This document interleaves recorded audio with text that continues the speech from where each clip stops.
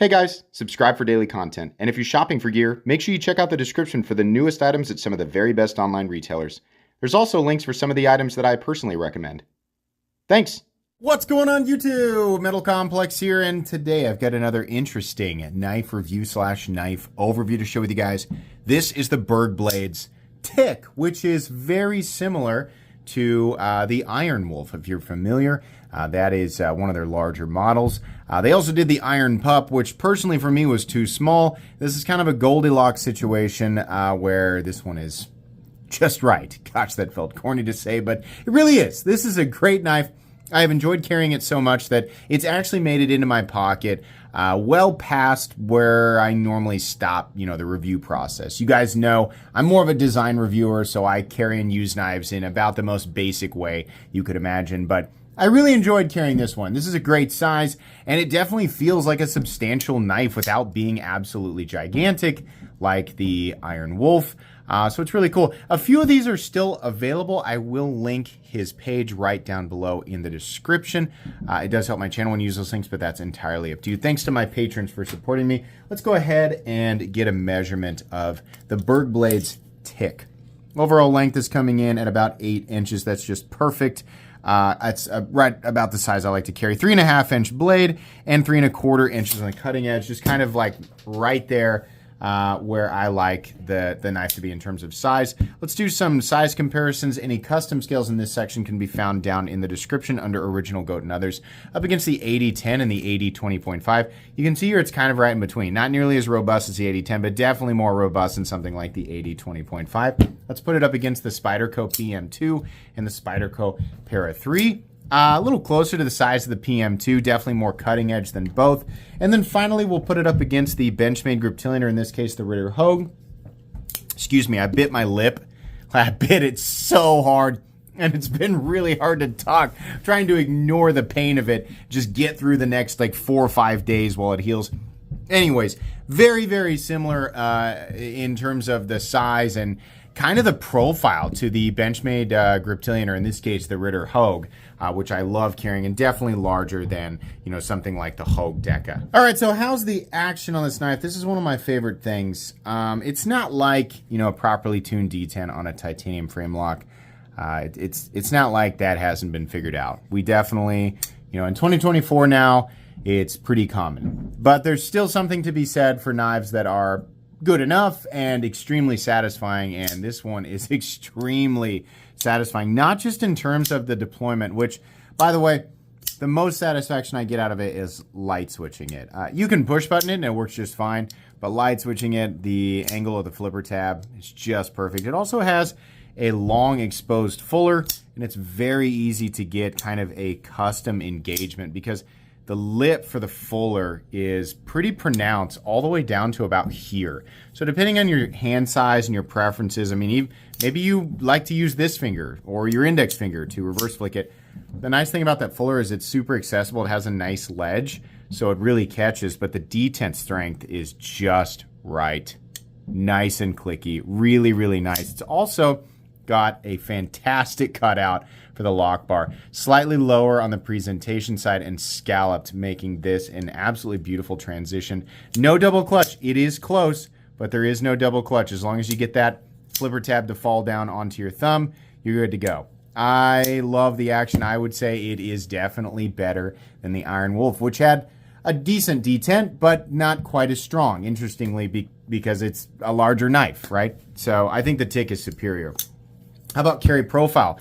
Thickness up against the Spyderco Para 3. It is maybe a hair thicker, but this guy's contoured, unlike the Iron Wolf. I think the Iron Pups were contoured, but not the Iron Wolves. I'm hoping that he does a contoured batch of Iron Wolves because I'll definitely pick one up. But this contouring is really, really nice. So in terms of thickness, like I said, about the same as the Para 3, just slightly thicker, but the contouring definitely helps. Length and height up against the PM2 and Para 3. This guy's a little longer than the Para 3, a little shorter than the PM2. Close to as tall, not quite. Honestly, I had a very positive experience with this guy in the pocket, but it is going to be a little heavier than some people prefer to carry. So given the fact that it is a full-size knife in titanium, that's absolutely going to be the case. Let's go ahead and weigh it. So what do we have for materials? We have carbon fiber on the inlay on this one. The standard version of the knife is just a plain titanium frame lock. You also have some micarta variants available. You have Timascus Zircotai variants available. In terms of, I think it's like the pocket clip, maybe in the backspacer. And then you have a Damasteel version available, and they also did a DLC, a shiny or satin DLC blade version that they made available initially when they released. I don't know if that version's still available, but that was the case. And then the blade steel on this guy is CPM S90V. Nice touch. I bet many of you expected that to be M390. S90V definitely, I think, preferable for a lot of people. Weight, 4.7 ounces. Honestly, I expected it to be over 5, so not bad. There definitely is some substantial weight reduction. Ratios are not perfect, but the balance honestly is pretty good. There's a little bit of extra weight in that blade, so that works out. Let's go ahead and do a hardware check. I'm going to get out my tools. As per usual, my tools are very inexpensive and very recommendable. You can find them right down in the section of my description that talks about the tools I use on this channel. I believe that's a T8. Yeah, I think these Berg blades, I think the tick is going to be T8 across the board. Yes, with a hidden screw, one hidden screw for the pocket clip. So these screws thread all the way through into the titanium on the other side without poking through. And that means you only have 2 frame screws to take out, which is really, really cool. So disassembly on this guy is going to be amazingly simple. Huge benefit there. Let's go ahead and measure the blade stock thickness with the calipers that are in the wrong place again. The blade stock thickness, look at that. Probably 155. Yep, almost on the dot, 154,000. So definitely on the thicker side. But we are looking at not the most aggressive, but a fairly aggressive hollow grind. So the edge does get fairly thin. All right, meat and potatoes time. I really like this profile. And a lot of people would say it's derivative of like 1,000 different things. Yeah, definitely. It's not, we're not reinventing the wheel here.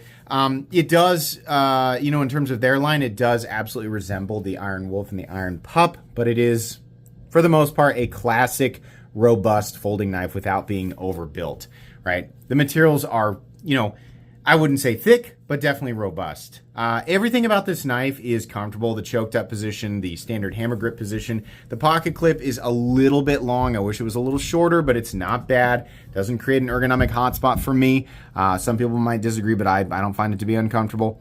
The choke up spot is good. I could say I probably get comfortably a second knuckle in there. The word choice.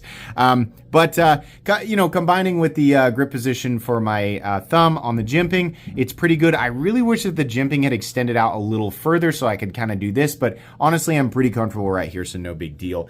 Love the contouring and the transition from the carbon fiber to the titanium. It's so good. Who made this? It's so good. The transition, right? The fit and finish. It's so good. It's Riyadh. Riyadh did these, and they've not always been the OEM for Berg blades, but for this guy, definitely, and it absolutely shows. This feels incredibly premium, especially in terms of the action, and I love that. Riyadh definitely flexing their manufacturing capabilities. We have kind of a little bit shinier titanium than we do on the blade, but like I said, you have a bunch of different blade finish options, including tumbled, satin, and your DLC or your Damasteel if you want to pay a lot more money.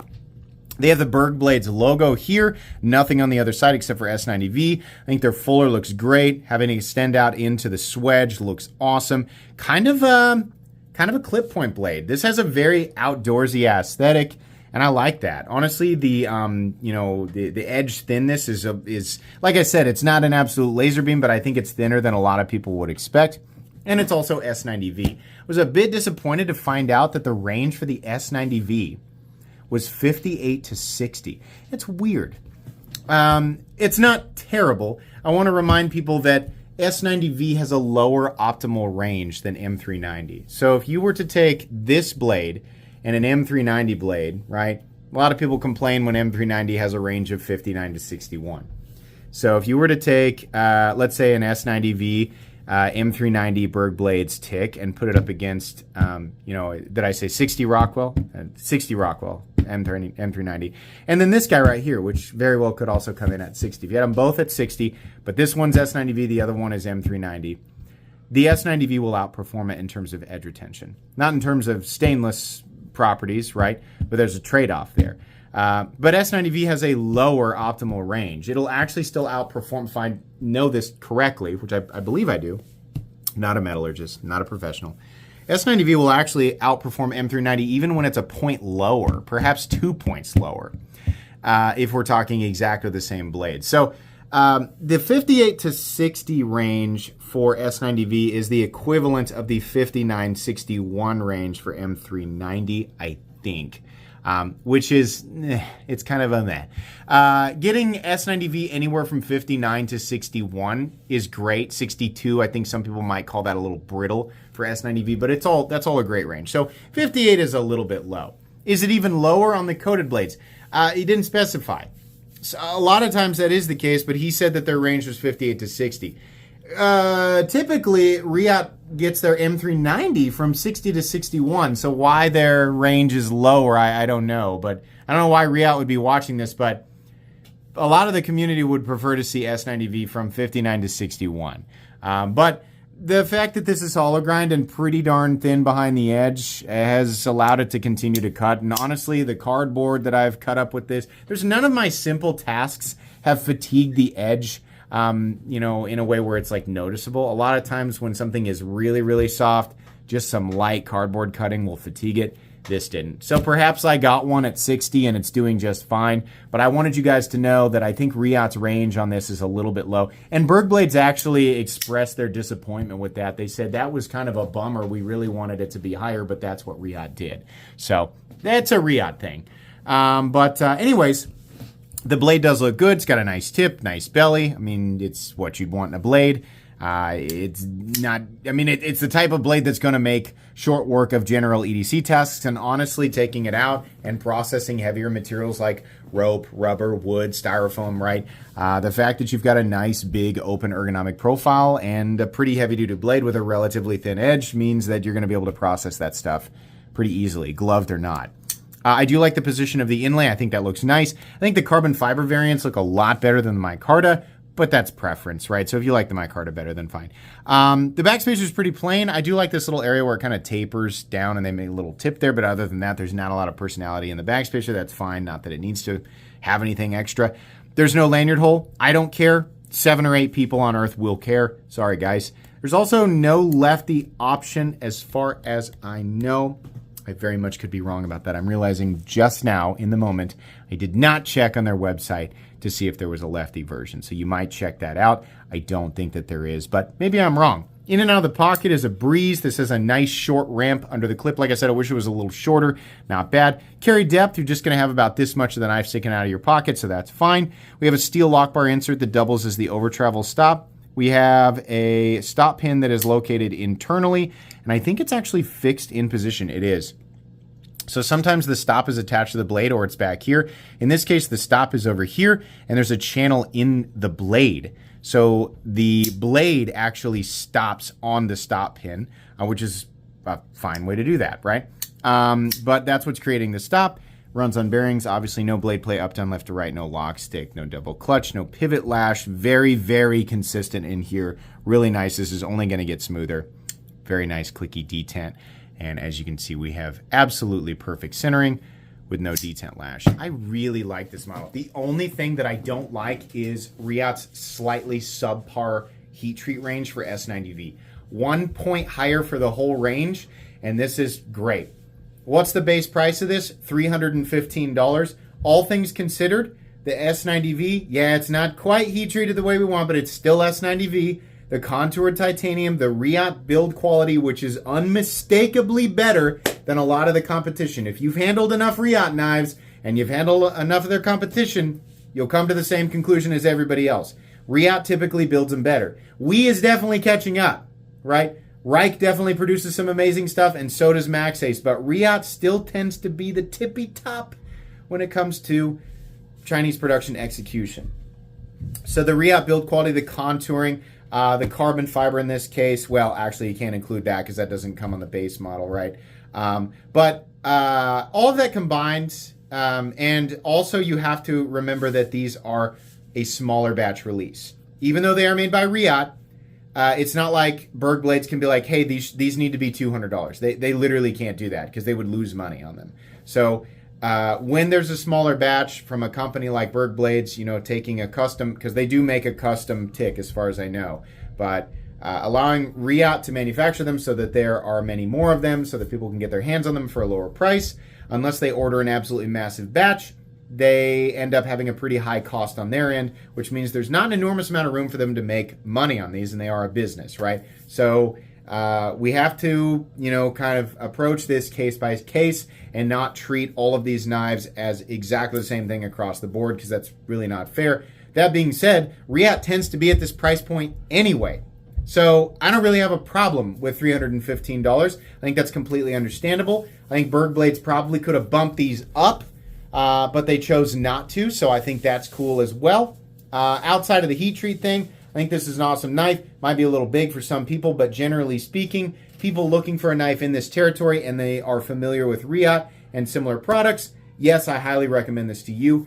As I always say, if you're looking for just like a straightforward utilitarian pocket knife, look in the sub $50 range. There's plenty of stuff there. This is a little bit more enthusiast collector, not necessarily collector. There's a little more enthusiast catering going on here. So, people who are shopping in this territory, yes, I think it's worth the money. That's going to be pretty much it today, guys. This will go on my recommended knives playlist. Please make sure to follow me on Instagram at metal_complex and on TikTok at _metal_complex. If you enjoyed this video, leave a like. If you'd like to check out my other content, I do, of course, have lots of videos of knives that are either expensive or inexpensive that I do or don't like, so check those out. And if you enjoy all my content, go ahead and click on that Metal Complex logo right there and subscribe, because there's definitely more coming. Thanks again for watching, everybody, and have a great day.